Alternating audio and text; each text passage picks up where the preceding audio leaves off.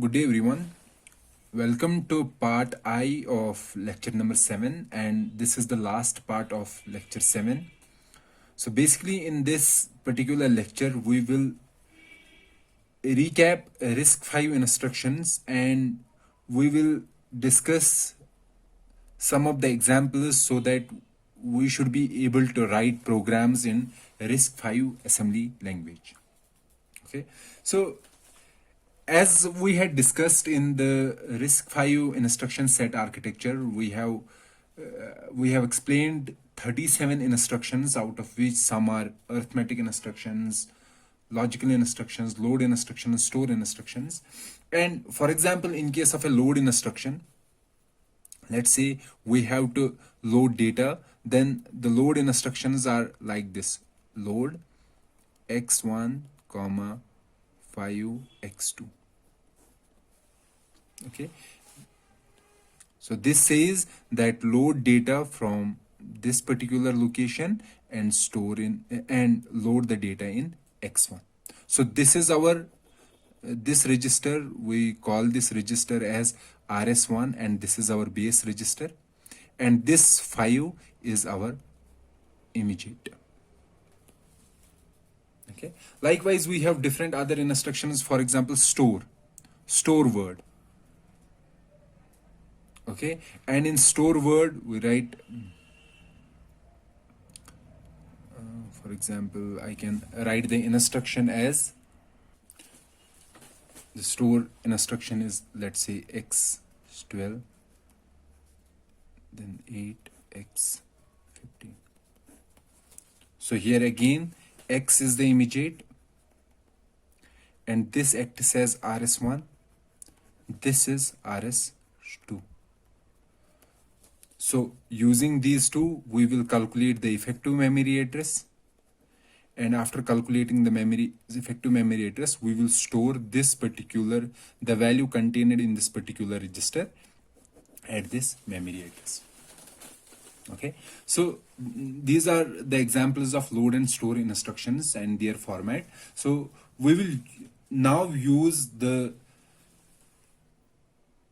structure and the instructions that we have discussed in the previous parts of lecture number 7, RISC-V instructions. We will use those instructions to develop the programs. Okay, let's start with the first program. Okay, let's take the first example. So before discussing this example, let's follow a common standard or nomenclature, we say. Let's say that in our program, in our RISC-V programs, we will start the main function from which the program should start with this name, dot main. Basically, whatever there is in our assembly file, if that particular entity starts with dot, that means this is an instruction for the assembler.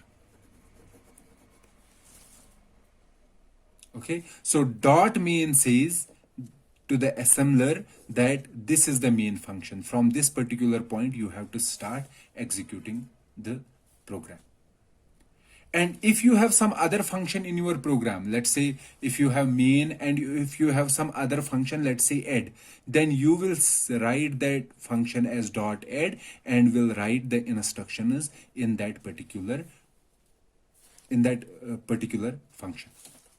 So let's follow this nomenclature. Let's use the same standard in all our programs that we write for RISC-V. And as I said, that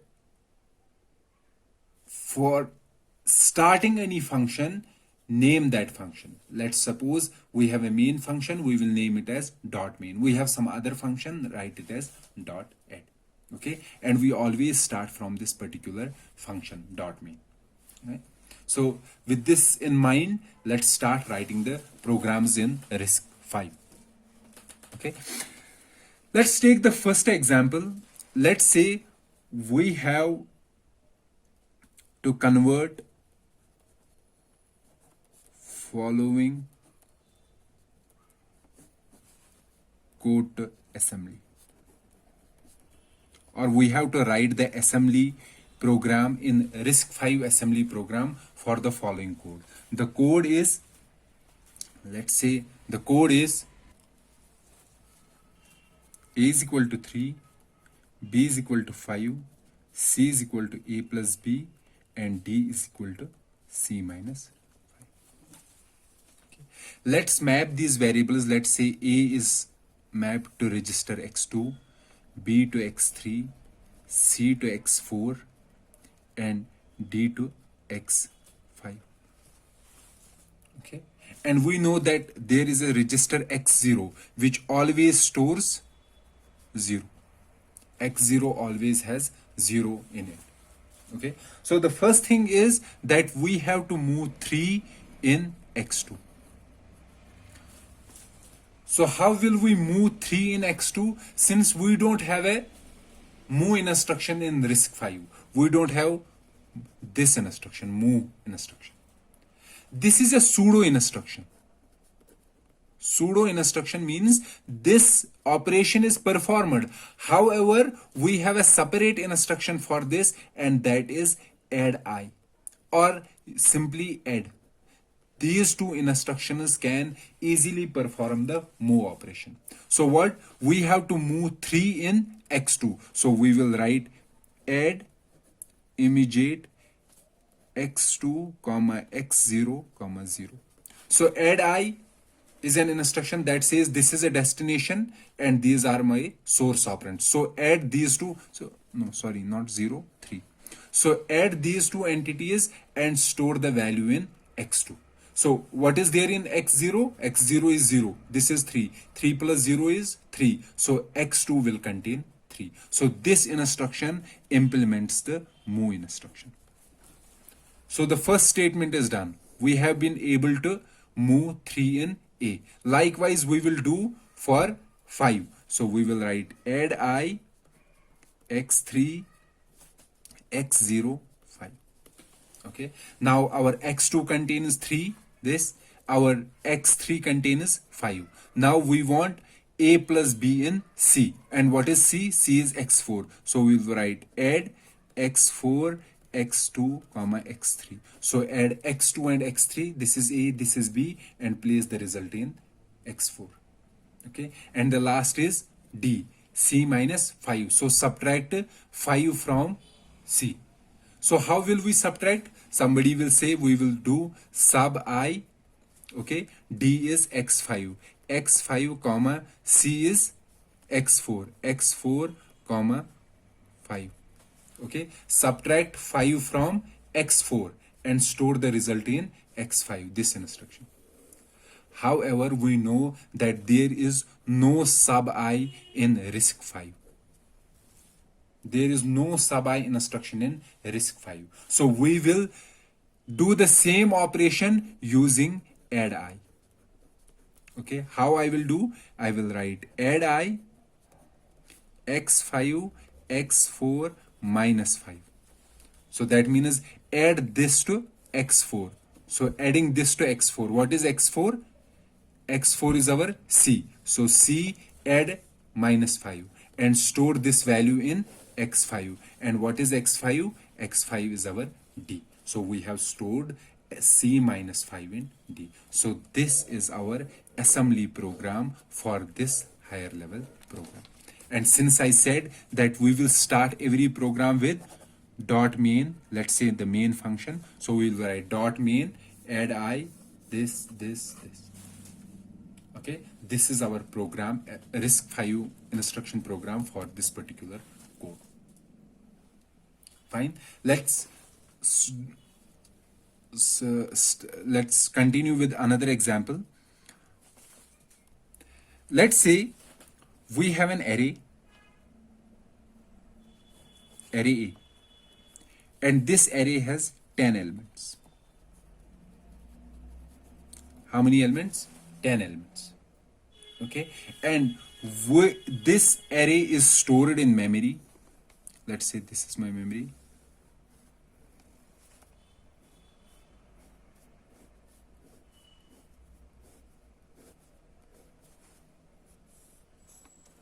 the first element of array A is stored at location 1. Sorry, at location, let's take some location 4. The second element will be stored at, where will be the second element stored? Every element occupies 4 bytes. So the first element will be at how many bytes? 4 bytes at location 4, 5, 6 and 7. So the second element will be stored at 8. The third element will be stored at 12 and so on. How many elements are there? 10 elements. So let's say the first element is 2. First element. Second element is 3. Third element is 4. Fourth element is 5 and so on. These are the numbers in the array. Now what I want is that I want to add these elements in the array, these elements of the array, and store the final sum in register x1. Okay, so what is the question? This is my array which has how many elements? 10 elements, and the starting address of array is 4. Starting address. Okay, so the first element will be stored at 4, second element at 8, third element at 12. So starting address of array is 4. So what do we require? We want sum of elements of an array and store the result in our register x1. Write an assembly program for this particular problem. Okay, so let's start with dot main. First of all, let's say that this starting address, we will store this starting address in some register. Let's say we will store this starting address in x2. So let's first load this starting address in x2. How will we achieve this? Add I x2 comma x0 comma 4. So after executing this particular instruction, this means x2 contains 4. So x2 contains the starting address. Okay, now what we have to do? We got the starting address in x2. We want to take this, we have to go to the memory, load the element from memory, load the element stored at this location, okay, to a register. Let's say we will load this element in register x3. Which element? The first element, and the first element is stored at 4, and this address can be obtained from x2.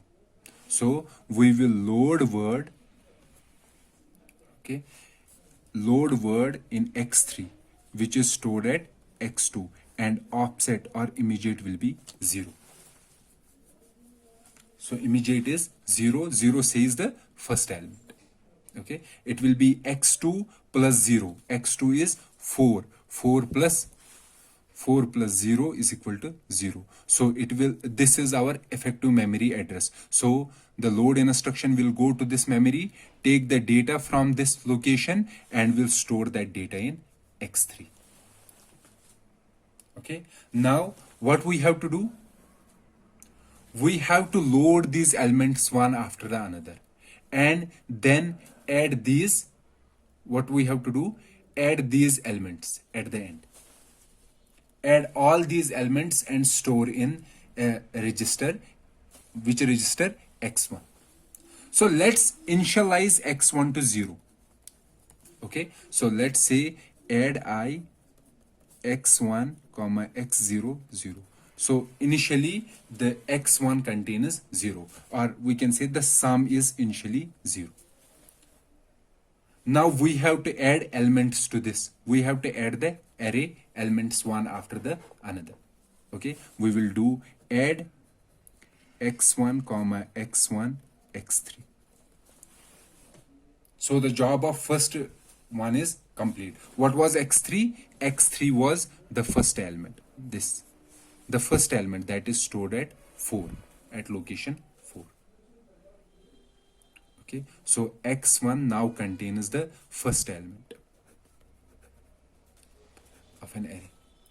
Now let's load the second element now. Load word in the same register, because this is of no use now. X3.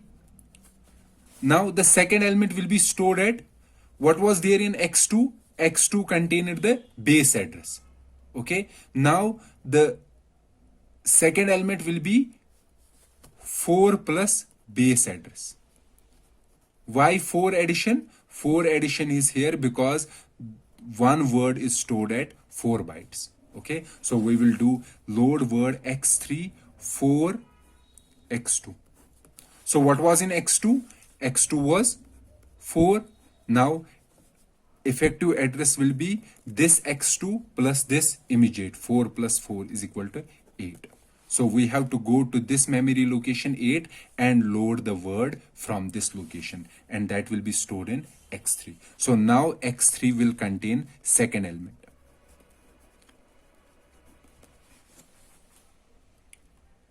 Okay, now x3 contains the second element. After that we will write add x1 comma x1 comma x3. Okay, so x1, initially what x1 contains, it contains the first element. Now we are doing x1 plus x3. What is there in x3? In x3 there is second element. So this is stored in x1. So now x1 will contain first element plus second element. Okay, now repeat these two instructions again. Load word x3 comma, instead of 4 we will write 8 x2, because we have to move to another element, third element. Okay, and add x1 comma x2, x1 comma x3. Now after this instruction x3 contains third element, and after this particular instruction x1 contains first element plus second element plus third element. Okay, we have to repeat these instructions how many times? 10 times. And at the end of the 10th time our x1 will contain first element plus second element plus third element plus 10th element. Okay, so this is the simple code for adding the elements of an array. However, if you could see here that the two instructions are getting repeated each time.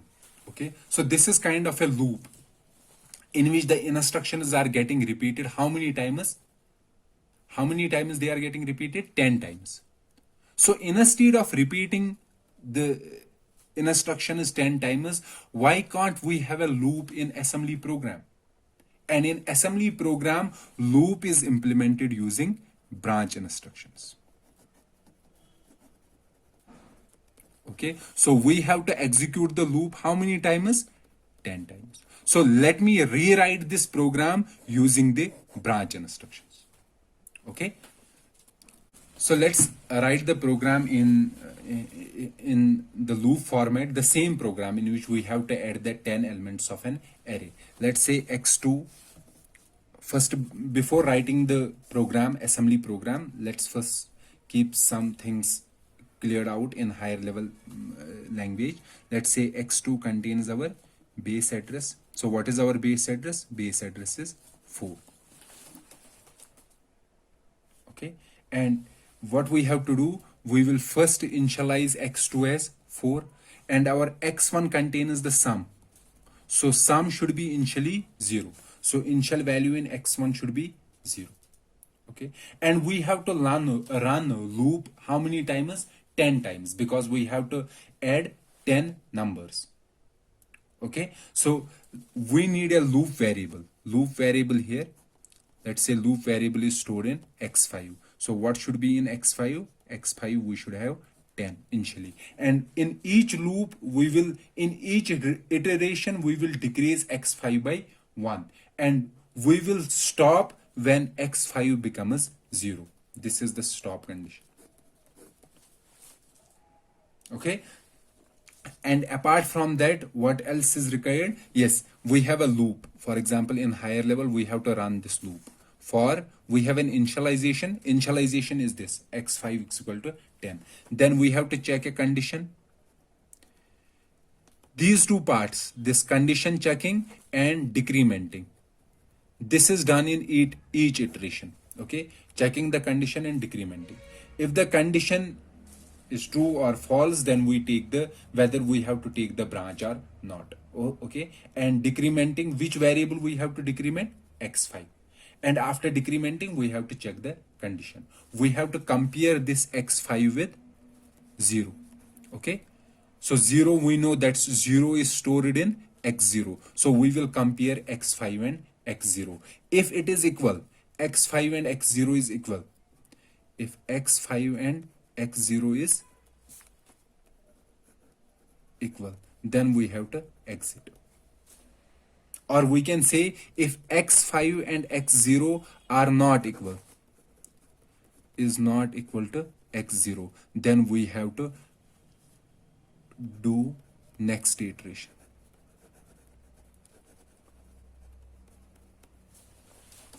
Okay, so these are the conditions that we have to take. And also we have to remember that after every iteration, x2, this base address, this address in the first iteration it should be 4, in next iteration x2 should be 8, then x2 should be 12.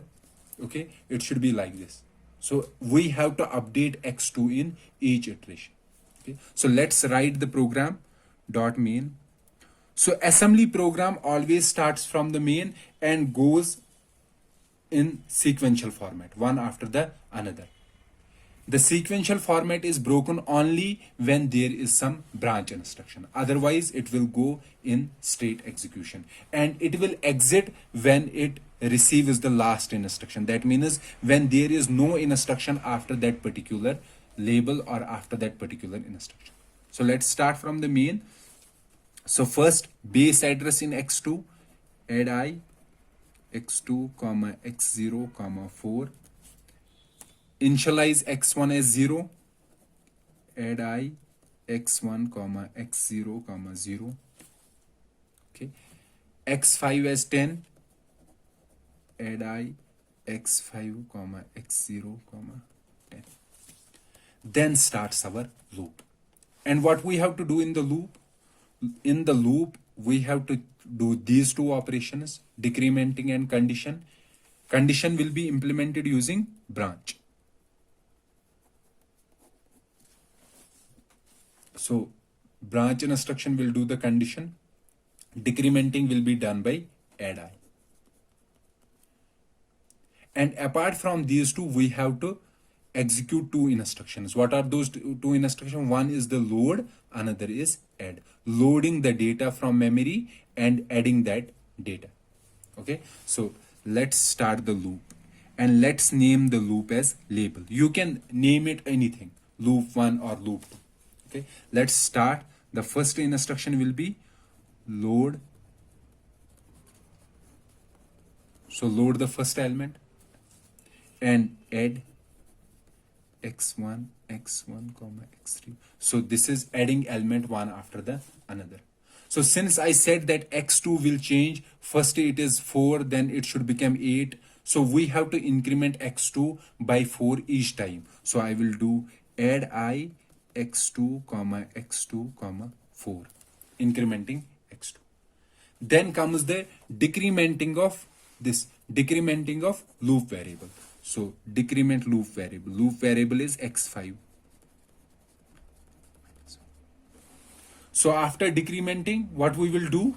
After decrementing, we will check the condition. Condition is whether we should exit from the loop or we should move to the next iteration. We should move to the next iteration if x5 is not equal to x0. Let's say we will say branch not equal x5, x0. That means if x5 and x0 are not equal, then move to the next iteration. Then go to label.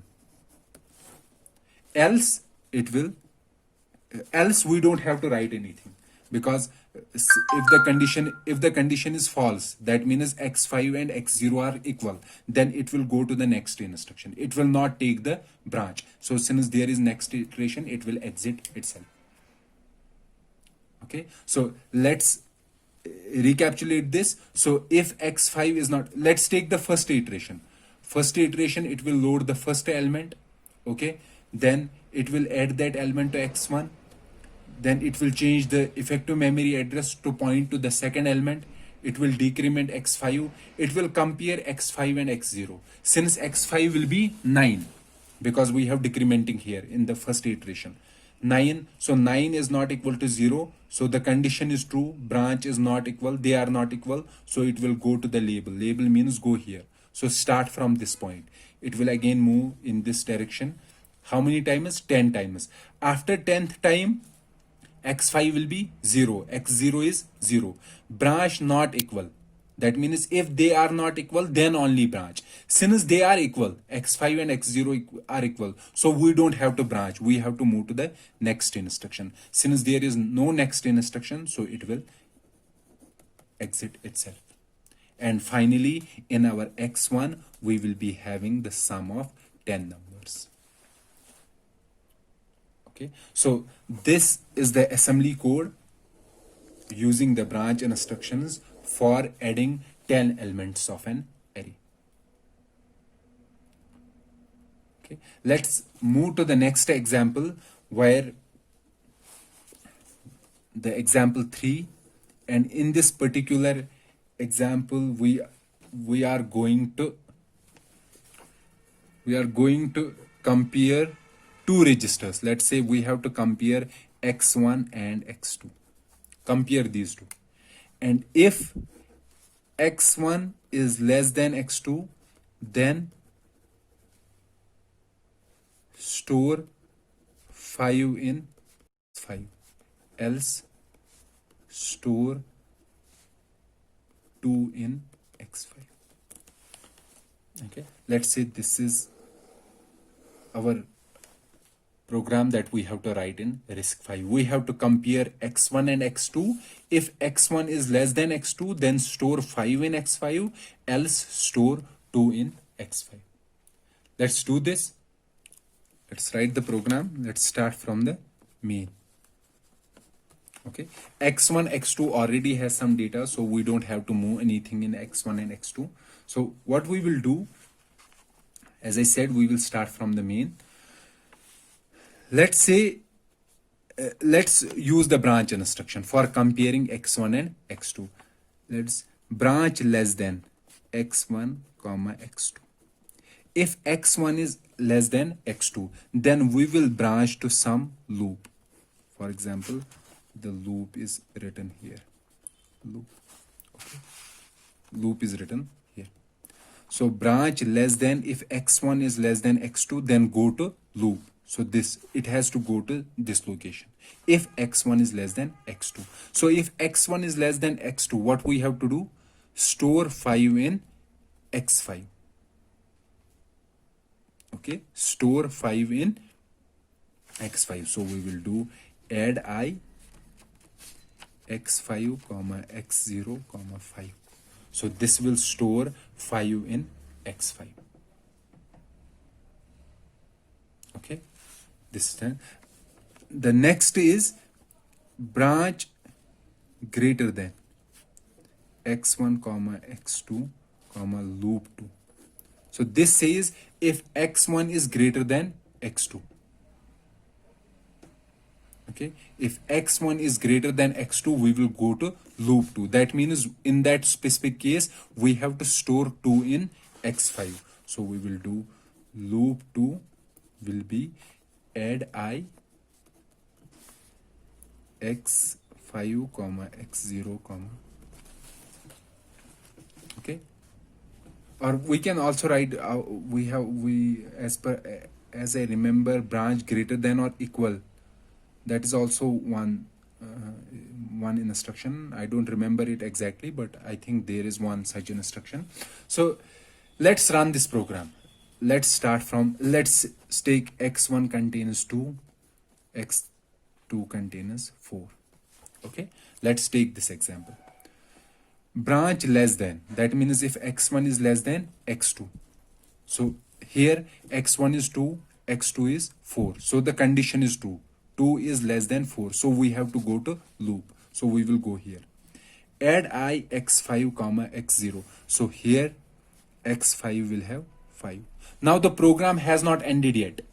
It will now execute next instruction. What is the next instruction? The next instruction is directly loop. So it will do add I x2, x5 x0. So x5 will become 2. So after this the program will end. So after the end of this program, what is there in x5? There is 2. However, what should be there? We should have 5. So this program is wrong. Where is the error? So the error is that after this instruction, we should exit. Okay, we should not execute the next instruction. Okay, so what I am saying, that after this instruction, we have to exit. So how can we exit? We will exit by writing branch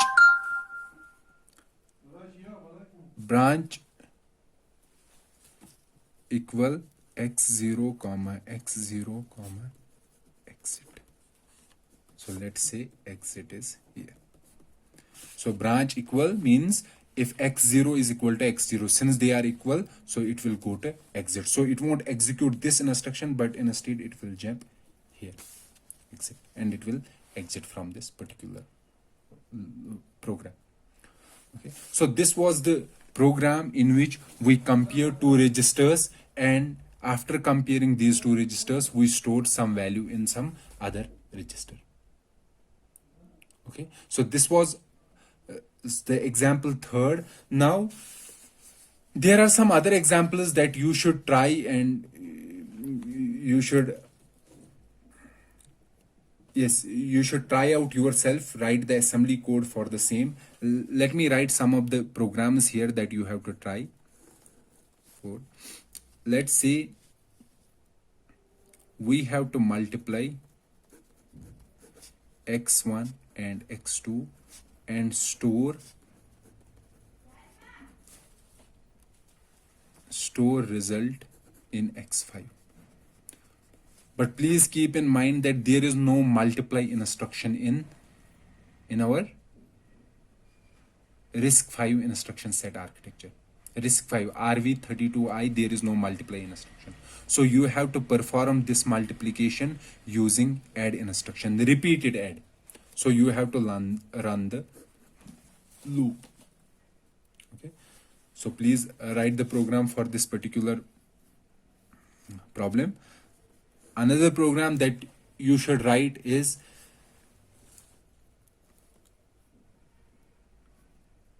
store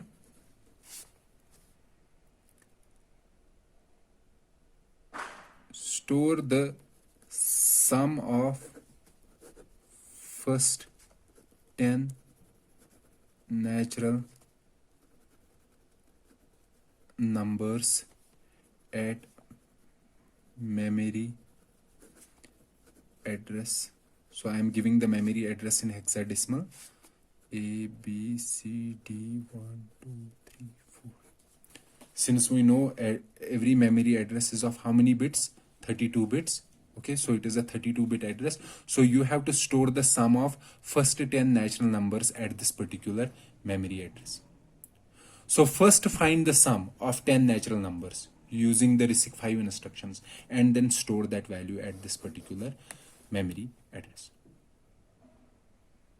Okay, so this is your job. Another thing that you have to do is load a 16-bit number, and that 16-bit number is this 1, 2, 3, 4. Load a 16-bit number in most significant bits of register x3, and least significant bits should contain zeros. So most significant 16 bits should contain this, and least significant 16 bits should be 0. So write a program for this particular function. So you also have to learn how we can write the program, how we can write program using functions, and what is the use of stack pointers in such programs. So use the internet and search for such programs which are using functions and stack pointers, and see how we can change the stack pointer, or how we can use the stack pointer. Okay, and where this stack pointer is actually stored.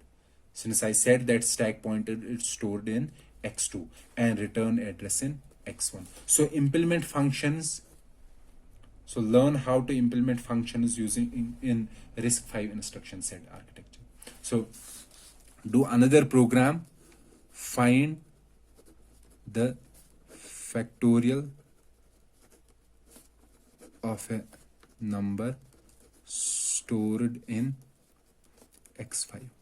So in register x5 there is some number, you have to find the factorial of that particular number. So please do these 4 problems, write the RISC-V code for these 4 problems.